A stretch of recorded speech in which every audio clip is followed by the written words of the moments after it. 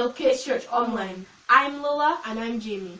Today we're going to be talking about when communities of people or groups of people get into arguments. It's going to be a short story, but it's going to teach us a lot.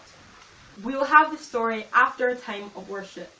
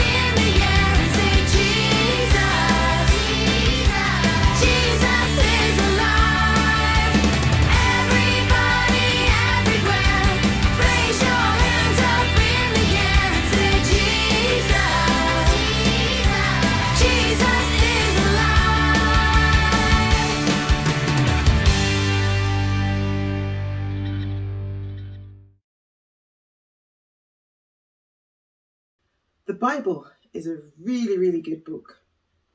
Do you know why? Well, it's because lots of things that happen today to you and to me, they've happened before in the Bible. The great thing is that the Bible always tells you how to sort these things out. Today, our story comes from something that happened in a place called Jerusalem. Say Jerusalem. That's right, Jerusalem. That is where Jesus died on the cross, was buried in a cave. He didn't stay dead. He rose again, that is, he became alive again, and then went up to heaven. So people had come together as, followers of Jesus. There were lots of people. Every day, more and more people were becoming followers of Jesus. And there was a buzz. Everybody was so happy. People sang together. People lived together. People ate together. Children played together. Oh my goodness. It was great. It was just amazing. And you know what? The leaders, they were teaching people about Jesus, just like how our leaders today teach people about Jesus. So then, those leaders there, they were teaching people about Jesus. They were praying for people. When people were ill, they would pray for them and people would get well. As I said, it was amazing. Now, there were some ladies who didn't have husbands anymore because sadly their husbands had died such ladies are called widows. It's a bit tricky for you to do what you need to do when you're a widow. Anyway, there were two groups of widows. All of them were followers of Jesus, but they came from different places. Just like in our church, all of us are followers of Jesus, but we come from different places in the world. So they noticed that one group of widows had very little food or no food at all, whereas the other group of widows had lots of food or all the food. And an argument broke out between them. That argument, it wasn't very pretty. So the leaders, they found out about this and they weren't happy. Why would people who say they are followers of Jesus be arguing? Why should they be quarreling? Anyway, they decided to settle it. So they said, choose 7 people among you who are kind and who are good, and we will give them jobs, sharing things equally out amongst you. And that's what they did. They found 7 people and they brought them to the leaders, and the leaders prayed over the 7 people. And they started sharing things equally, and everybody was happy because things went back to normal.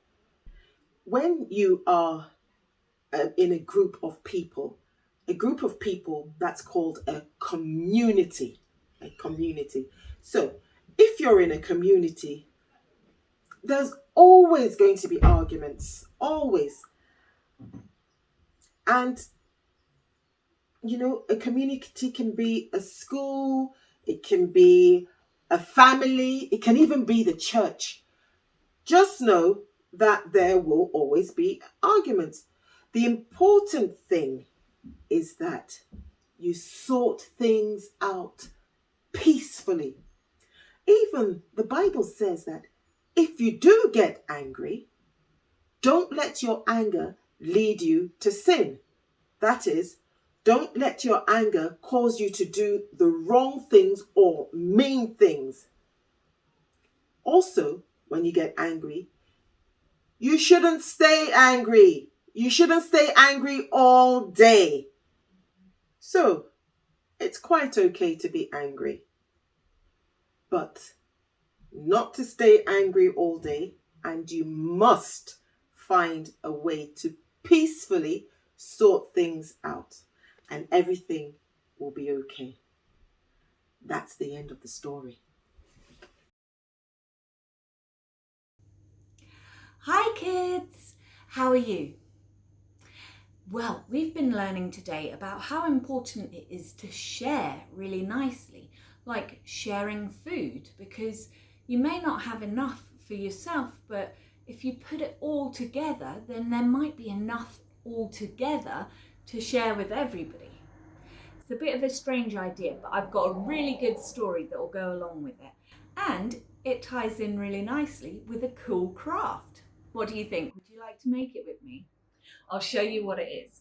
So what you'll need for today's craft is some paper, some pens to colour in with, some scissors and some glue. This is my saucepan. It's empty. That's not very good. It's not going to feed anybody. So I'll get some water and pour it in. But water's not very good just by itself, is it? We need more than that. Now, maybe I'll ask a neighbour if they've got a potato. Now, a potato just by itself, well, you could eat it, but it's not going to give you very much nutrients, but maybe we could chop it up and put it in the pot. And then maybe we could go to another neighbour, and if they've got an onion, well, you can't eat an onion just by itself. Ugh, that would be horrible. But we could chop it up and put it in our saucepan with our potatoes. And then perhaps another neighbour might have a carrot. Now, carrots are delicious by themselves, but it would be so much nicer if it were together with all the other ingredients in our pot. And perhaps another neighbour has got some peas like this, and we could put them in as well. Now, we'll boil it up and we'll cook it down, and then eventually we are going to have a nice big saucepan full of soup that we can share with all of the neighbours who have helped put ingredients into it. What do you think? Do you love the craft? I think it's really clever how it goes from a saucepan to the soup. So I'll show you how I made it. What I did was I drew the shape of the saucepan onto a bit of paper and then cut it out twice. On one side, I drew the saucepan with the handle, and then on the other side, I drew the spoon with the bowl of soup. Then I took some bits of paper and cut out my ingredients. Now you can add whatever you like into your soup. What's your favourite flavour of soup? Oh, that sounds good. Yes, yummy. You can put whatever you like into it. So just draw them and cut them out. And then when you stick it together, just cut a little hole in the saucepan between the edge and the inside, and then stick it down one side and the other and along the handle and along the top. But leave a little gap at the bottom for your ingredients to go through. Just like that. Just like that. And yeah, that's it. And then don't forget to tell your story about how sharing food makes it go so much further.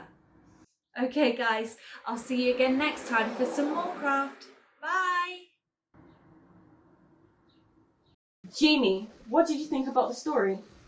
It's okay not to get along, but you have to find a way to sort things out quickly and peacefully. Good. We find this in Ephesians 4:26. If you become angry, don't let your anger lead you to sin, and don't stay angry all day. Ephesians 4:26. That's it for this week. Till next time. Bye!